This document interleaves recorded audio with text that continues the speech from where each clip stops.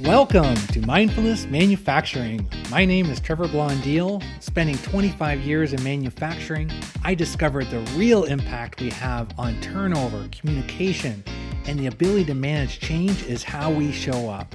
That's the essence of emotional intelligence. In each episode, we bring a guest or message to expand your skills, engage your people, and grow your organization. So let's jump in. One of my favorite questions to ask when I enter a manufacturing plant is, are we winning or are you winning? And it is interesting, the variety of responses I get from that question. And sometimes it's a stumble because it's like, well, one, have we thought about that? And dude, do you understand how many different areas I have to win in a day? So I don't even know where to start with that. And sometimes I get a yes, and sometimes I get some sarcasm. But it's always interesting, the variety of responses. An old neighbor of mine, where we lived on the same street in St. Thomas, Ontario, and pushed our kids in those strollers along that street and worked in factories and progressed to leadership, is on the show with us today. Eric Berdan, welcome. Thank you. Thank you very much. Glad to be here. So all these years later, and now you are the business optimization leader for Nestle North America. Yeah. And you've run factories yourself. You coach factories, and the win the day. I can't help and ask that question and not think about you. And what does that mean to you then, Eric? Well, win the day for me was a theme that I've used both in manufacturing, my time in supply chain, and with the customer facing organizations. And for me, it's a simple concept that drives focus and incremental improvement. So I like the simplicity of it, but I also like the fact that it's easy to resonate with a lot of people. And so that overwhelm, like now leaders are responsible for so much. And when they say, well, Eric, how do I know if I'm winning? Because there's so many expectations on me. Where do I start? So where does someone start with that? Well, one of the things that I really like about Win Today is that it is easily connected down to every level in the organization. And when you're running a factory or you're manufacturing, something unique, or you're working in supply chain, Win Today is easy when you think about how it can connect to each of the workers. So, the sanitation group, they know that winning the day is first time right, no micros. The operator defines winning the day through their throughput, the maintenance by reduction and unplanned. Even the HR and the finance and the safety groups can find a way to resonate with what win the day is. But most importantly is it engages them in the daily activities that result in the overall success for whatever part of the organization you're working with. Yeah, I can remember in St. Thomas on some of those lines, and just starting the day with like, what does a good day look like today? Maybe it's some fun target that we want to get through one station, right? Maybe it's that first hour, but it was just like having the team, have a little bit of fun. And knowing that, hey, we can see this. This is attainable. If we can just get through this, we don't have to worry about the mountain in front of us. And it just makes it a little bit lighter. So I remember like people just writing on a whiteboard by the line what the target, how many parts we thought we were going to make that day. Yeah. Compared to the target. What could we achieve? And then people just kind of have some fun. Where did you first see that? What first started getting you to break this down? I think it was when we were just sitting around. We'd had a factory shut down for 2 weeks for a maintenance overhaul, and of course, you have those fun team building exercises, and you go and whether it's zip lining or paintball or whatever you do, but then there's that lunchtime, and during one of our lunch breaks, I was talking to one of the guys that worked for me. His name was Ken, and we were talking about something, and we started to talk about baseball, and all of a sudden we were talking about how Max Scherzer had almost had a perfect game. And, we were talking about that one bad call. And And in that idea of the perfect game, just all of a sudden, because we were at work, I was talking to Kenny, all of a sudden it was like, you know what? Wouldn't it be great if we defined what a perfect day was? So that we could have this perfect day. And we set very high expectations of what a perfect day was. And those high expectations, even if they weren't met, was still a great day. Max Mm-hmm. Scherzer still won that game. He didn't Yeah. have a perfect day, but they still won. So the idea is that you don't have to be perfect, but you have to win, and you got to win enough that you have a little bit of a streak. But winning streaks, they can sometimes backfire on you as well. True enough. I can remember when you were running the plant in London, and I remember talking to you at the beginning of the year, and some of the targets that were set for you were not as motivating as you had liked, because they just seemed kind of out there, Right. and maybe not even almost perfection, and just like almost too much. And then how do you break that down to an entire plant? But at the end of the day, you did hit those goals. So what shifted you from, oh my gosh, like this is not even maybe attainable, to actually rallying a whole plant and having success? Well, part of it was also when we started to run into COVID as well, right? Like that was the early stages, and things were starting to change a little bit. But what I would say was the biggest thing for us was that in order to achieve those results, we really had to break our paradigms. And people say that all the time, but you can't do those great things without massive shifts. And some of the massive shifts were the people that we had working with us. They didn't believe in it, and I don't necessarily need everybody to be over the top, like we're going to get it and high performing. But you got to be willing to try. Yeah. You got to be willing to push through some challenges. And then what? We have to find a way to motivate people, and motivating people and getting them to buy into the same ideas. That starts to become the secret sauce to it all. Yeah. So buying into the ideas, is that what you're saying, is just kind of breaking it down? Like you can see that overall objective just seems like makes you want to barf sometimes when you see Yeah, like, yeah, oh my gosh, this is just like, how are we ever going to get there? So it's just kind of like, that's where your win the day kind of comes in, where it's kind of like, okay, well, let's not look at that, where we got to be at the end exactly. of the year. Where could we get to today? Yeah. Yeah. So our idea was, you win enough days, you win the week. You win enough weeks, you win the month. You win enough months, you win the year. And when you're talking about that old adage of eating the elephant, we weren't trying to eat the elephant. We were trying to win the day, to win enough of them to be able to create that momentum. But not only that, but if you lose one day, that's not bad. We're still in a 5-6 day cycle. One loss is Mm-hmm. not going to ruin the week. You just can't let that momentum slide into the narrative as well. Okay, so now another aspect we got to ask, because this is mindfulness in manufacturing, is that Yeah, you went through a Genos Emotional Intelligence 360 yeah, right around that same time period, and you worked on your self-awareness, awareness of others, so that, because like you said, in order to connect with these people, and you're given such a goal, how you show up impacts on how people feel, which determines the extent they can engage. What would be your main takeaway from that successful transition, and what did you have to be more mindful in yourself? that was a very interesting result to hear. And what I did is I took that and I tried to figure out you know, what made me like that. And, whether it was being, a type 1 diabetic where, we're very goal oriented, whether it's Mm, managing blood sugars, your insulin to carb ratios, that perfect A1C.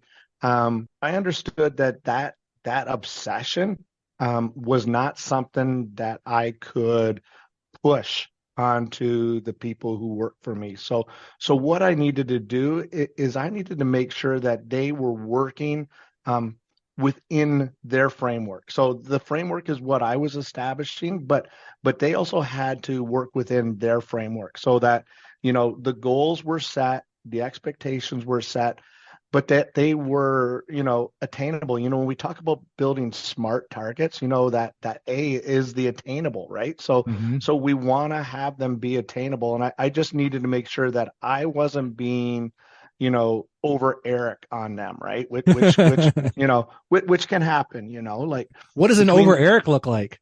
well, I think it's, I mean, okay, listen, you're diabetic. Mm. I had ADHD since I was 7 or 8 years old. I sleep 5 to 6 hours a night. That's a me thing. Yeah. That's not an issue I need to push on others. And when I Mm. talk about my work in their framework with a high level of accountability and balance is something that I had to cultivate. So Ah. I can't expect that. Um, it is difficult to work with somebody who has, ADHD like I do, because I become very obsessed, and I rarely forget, those little teeny, numbers, and like the APIs are what really drives my engine. I love activity based work, right? Because I Mm. believe that like if you're a great athlete, you focus on those basics, and those basics really start to drive. But I just need to make sure that I wasn't, asking people to do too much of what I do. That's a me thing, and I didn't need it to be a them thing. I love that because I know the feeling of like your boss maybe working in such a way that it's like, oh, I don't know if I have that much to give. And then that starts to question your own self-worth Sure. and put pressure on yourself, which may not help yourself or the company.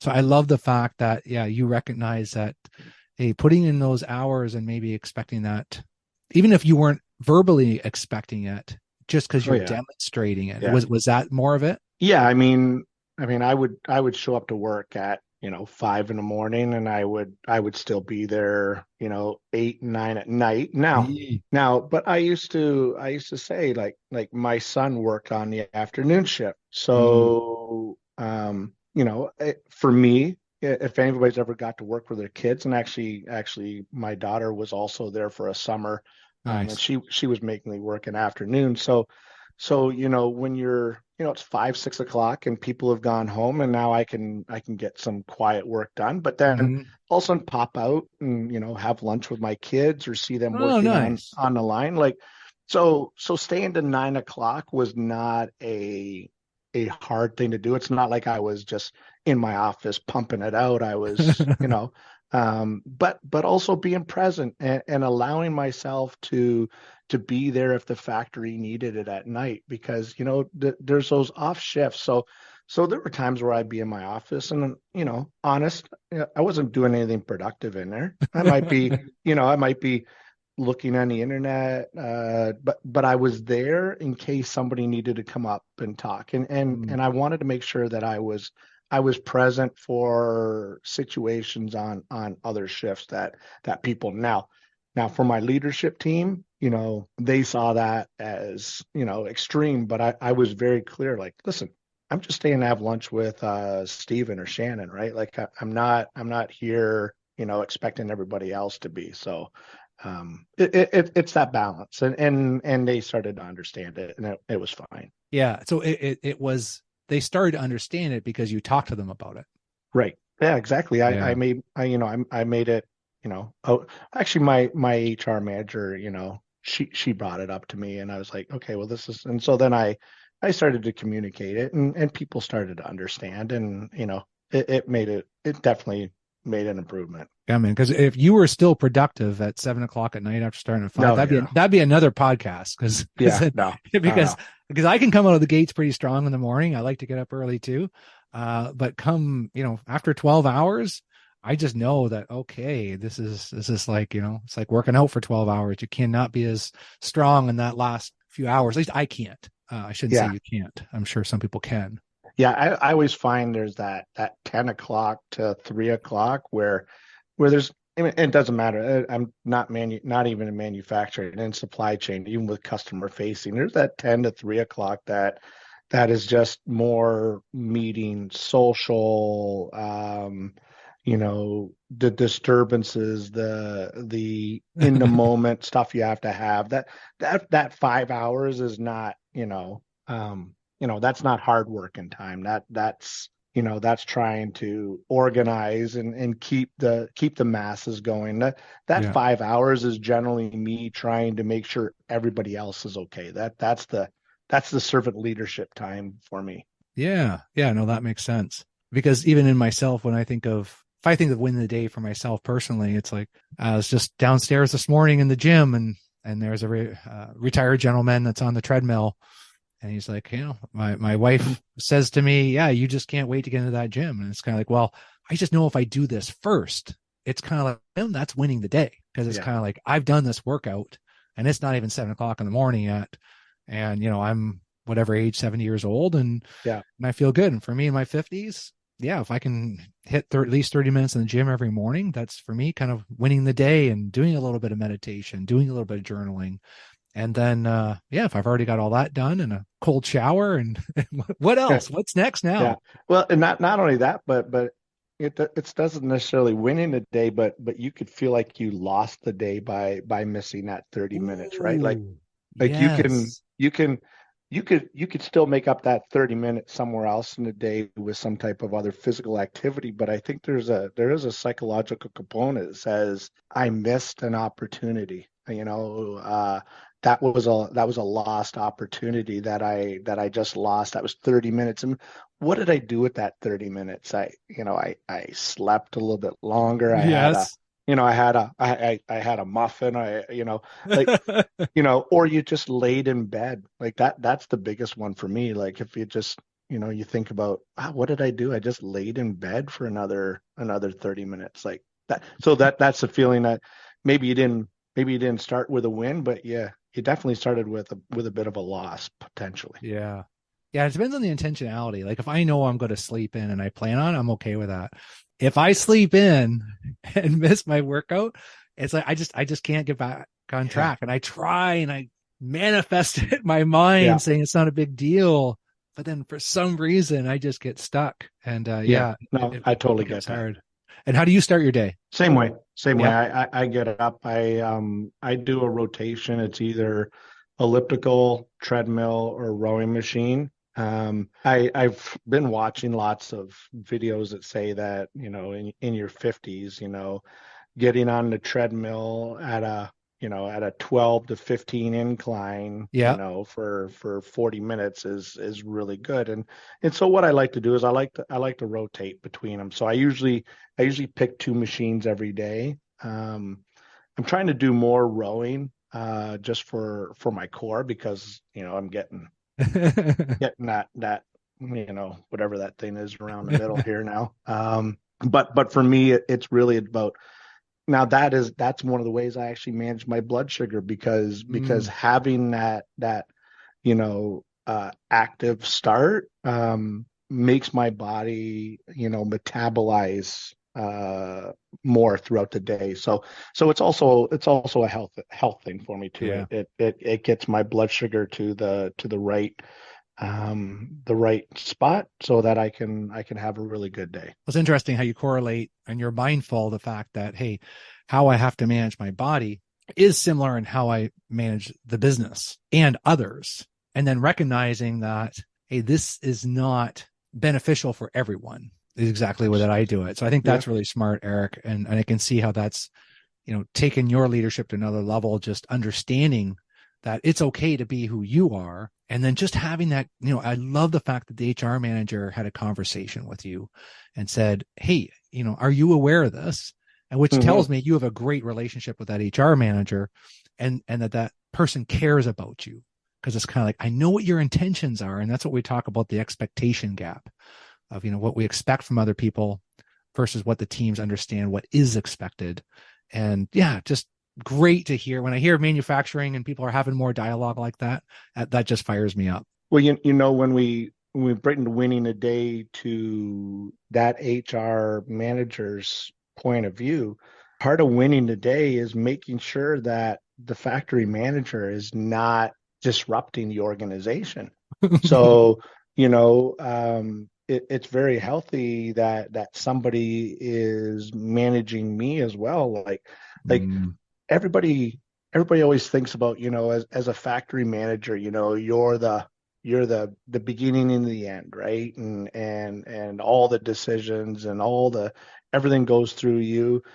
I think people don't realize that it's actually, you are less, it's almost less powerful because you are taking in so many other people's opinions and thoughts, and mm. you're having to bring those all together. It's just not you sitting in an office like, okay, what do I want to do today? Let's do this, right? It's actually, okay, what does the organization want to do? And, how can I support them? It's a really different than I think how people think it happens in the corner office, whatever corner office it is. So true. So what's the time then that maybe where you had a plan and it kind of backfired because you have these great relationships and how you recover from that? So you want a bad example of win a day? I want Yeah, this is a real podcast with real yeah, stories. So we know that you weren't winning it from the day you were born. yeah. So and it's often those moments where it's like, oh, this is when I learned it. And I have gotten feedback from listeners. They like stories more than lessons. Yeah, yeah. So I can give you an example where it didn't pan out as much as we would like it to have. So all good things have a limit, and this is actually during COVID. Win today, started to burn people out, because it was compounding pressure putting on ourselves. There was winning a day at work. There was COVID. There was family stress. There Mm, was uncertainty, and this compounding factor. Was the fact that we were on a winning streak, and we were, and COVID had provided that hyper focus. And that hyper focus had allowed everybody to really concentrate because, I mean, everybody's wearing masks, you have hmm. shields, so you're not doing the normal socializations that you're doing, so you're really just focused on work. And normally streak is good, but there was an underlying fear, um, that the people had, that they were going to be the person that was going to ruin the streak, and all of them were Mm, starting to be so, it's like, hockey, we talk about holding the stick too tight, right? And they yeah. were, we were getting all kinds of accolades because, a lot of companies weren't working, and they were having internal transmissions, and we just weren't. So, it was really burning everybody out, and Mm. it was becoming very unhealthy. So how'd you swing that pendulum? Well, actually, what I did was, against everything inside my soul, Oh, I broke the streak on purpose. I interesting. I created an unnecessary break in the streak, and I took responsibility for it. So I basically, I just did something Yeah. that I knew would break the streak, Yeah. and that was what needed to be done. Hard. Actually, you know what? It was the easiest thing I've ever had to do in my life, and I'll tell Mm. you why. My nature is that of a protector. Um, Mm. and this was one of the most natural things to take a hit on. Actually, the only part that bothered me was the good natured ribbing that I took afterwards. That, I was the one who broke the streak. But it was, you think it was hard? No, it was the easiest thing I ever did because of my protective nature. And I realized that, listen, I don't want to break people here. Like we don't want to do that. But you know what was different? It wasn't what I saw, it was what I heard, you know. Mm. I started to hear people laughing in the hallways again. Oh, I heard yes. people talking about the weekends. I heard them talking about what they were doing at night. I heard people say that they wanted to get back on track.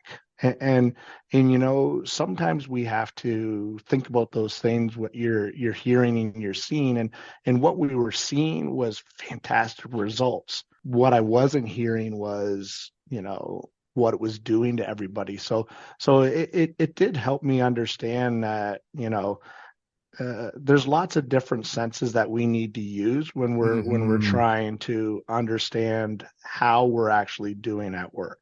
Yeah. I love that. The laughing, right? Like if people aren't laughing, you know, Yeah. and that's that confusion of being serious all the time because we're in serious situations. But then you can be both, right? You can also Oh, yeah. recognize that we're in a serious situation, and we're also going to find the light in it. And because I laugh sometimes doesn't mean I'm less dedicated or focused or winning like you are. I think it's the exact opposite. I think that if you walk into an environment where everybody is serious, there'll be a lack of motivation somewhere. There will be Mm, a lack of purpose. There will be a lack of oh, what's the word? connection. Yeah, yeah, but also that discretionary effort. Mm, Discretionary effort is so big in whatever you're doing, and that comes with a relationship. And how do you know a relationship? Well, people are talking, people are laughing, you're having a good time, but then we can separate that. yeah, Okay, now today is okay. You know what? Now something's not going well. We're going to talk about this, but it doesn't mean I don't like you. It just yeah. means that we need to talk about this. So Separate. so Yeah. yeah. I always very fearful when you walk in. You talk about a high performing team, and you walk in and they're all just like, you know punching away at work. Like it's just okay. I need that discretionary effort, and I Jesse. Yeah. You know, Shout out to Jesse. he's an example of discretionary effort. And I once described it with him where something had went on, and I just got off the phone and I walked down to his office, and he's putting on his coat, he's grabbed his backpack, and he's ready to head out. And I was like, oh, dude, I got a problem. I need your help. Yeah. And how I define discretionary effort? He said he started to take his coat off and put his bag down. He didn't ask me what the problem was. Mm, He just said, all right, let me get my stuff back off and get in the office. It wasn't like it was like, hey, what's the problem? So he could mm, he could assess whether or not he wanted to be involved. He mm-hmm. knew he knew I needed him, Yeah. and it was coat off, book bag down, and I'll meet you in your office in 2 minutes. That's discretionary effort. If he had went the other way and said, "Oh, hey, what's the problem?" He would be starting to assess what it was that and Mm, making a decision. And I really thought that was very valuable. And I made sure he knew that I understood that and saw that. So he knew that I appreciated him as well. well, that's why he's progressing through your organization. I love it. That's right. Yeah. Eric, where this has gone by fast. What do you want to leave the listeners with today? I guess the one takeaway would be, engaging an entire organization with the simplest of messaging, but with the greatest impact can be most effective when you bring everyone together with a common purpose, as Mm, well as tapping into that emotion and wants to make them want more. If you're leading people, the key to success is getting them emotionally connected to a goal, ensuring that they understand how they will specifically contribute to the goal. One thing we didn't talk enough about was how winning creates this emotional connection, because we know that inherently people like to win. And we know that winning releases dopamine, and dopamine creates this memory muscle of, I want more of that. I want more of that. So I think building that emotional connection to winning, or to whatever is going to make the people um, feel happy. We know the power of dopamine. You went and worked out yeah. this morning, right? Yes. That's Absolutely. that's part of what's releasing those things that make you say, I want to go do that again. I want to go do that again. So Hmm.